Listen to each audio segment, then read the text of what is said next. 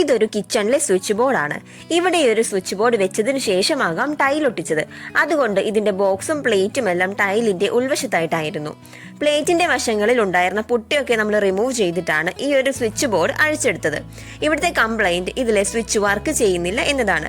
ഇതൊരു പഴയ model MKയുടെ switch board ആയതുകൊണ്ട് തന്നെ ഇതിന്റെ മെറ്റീരിയൽസ് കിട്ടാൻ വളരെ ബുദ്ധിമുട്ടാണ്.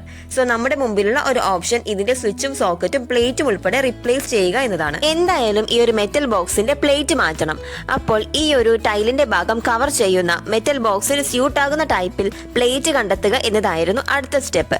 ഒരുപാട് കടയിൽ അന്വേഷിച്ചിട്ടും ടൈൽ കവർ ആകുന്ന വിധത്തിലും മെറ്റൽ ബോക്സിന് സ്യൂട്ട് ആകുന്ന വിധത്തിലുമുള്ള പ്ലേറ്റ് കിട്ടിയില്ല. പിന്നീട് വുഡ് ബോക്സിന്റെ പ്ലേറ്റ് ചെക്ക് ചെയ്തപ്പോൾ എല്ലീസിന്റെ സ്ക്വയർ റേഞ്ചിൽ വരുന്ന എൻറ്റോ എന്ന മോഡൽ വുഡ് പ്ലേറ്റ് കണ്ടെത്താൻ സാധിച്ചു. ഇത് 4 മൊഡ്യൂൾ ബോക്സിൽ ചെക്ക് ചെയ്തപ്പോൾ സ്ക്രൂ ചെയ്യുന്നതൊക്കെ സെയിം ആയിരുന്നു. ഈ ഒരു പ്ലേറ്റിൽ നമ്മൾ ഒരു സ്വിച്ചും ഒരു പവർ സോക്കറ്റും പിന്നെ ഒരു ഡമ്മി സ്വിച്ചും കൂടി വെച്ചിട്ടുണ്ട്.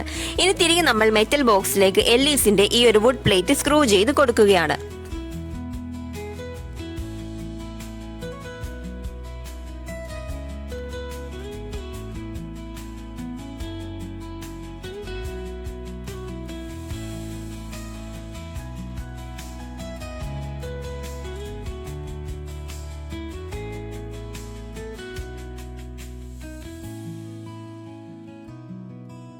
ഈ ഒരു പ്ലേറ്റ് വെച്ചാൽ നമുക്ക് ഈ ടൈലിന്റെ ഭാഗം മുഴുവനായി കവർ ചെയ്യാൻ സാധിക്കും.